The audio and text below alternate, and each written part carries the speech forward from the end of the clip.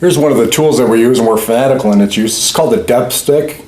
What we do with this is we're continuously, whether we hand work an area or we're running down through with our paver. If you look at some of the videos of our paver, you'll see our guys constantly doing this. If this is the level of the asphalt, we're dipping that in to ensure that we're, in this case, delivering 3 inches of asphalt. We do this multiple times on driveways and parking lots.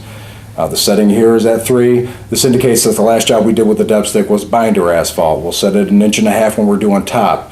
But we are fanatical in its use. We want to give you exactly what it said in your proposal. We're not going to cheat you an ounce of blacktop.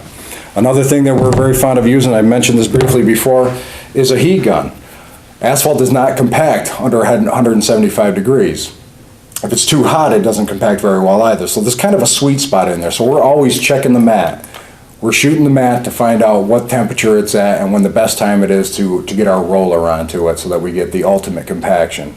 Compaction is a very important part of doing the job, as well as keeping the depths. It's the compaction that will solidify that material, drive all the aggregates together, firm it up so that you get a good hard surface to be driving on.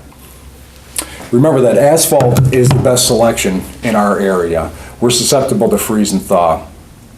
Sometimes in the wintertime, on a cold winter, we can get freezing down all the way down to 5 feet in the ground. And my father told me, who I consider to have been the premier paver in our area, that we're worse in this area for freeze and thaw than even Alaska. Because in Alaska, it gets cold and stays cold. Here, we'll have those fluctuations in the wintertime where it'll get up to 40 degrees, the sun will come out on those rare occasions and heat the asphalt up, melt the water that's underneath. That night it gets down to 10, it'll freeze, and when water freezes, it expands 11%. So we constantly have that heaving. Your only defense against that is to install it at proper depths to give you full depth asphalt, properly compacted, both layers, a good firm base underneath.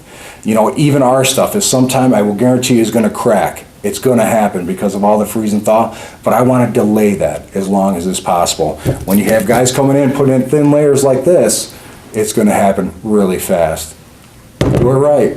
Get it done right. Thank you.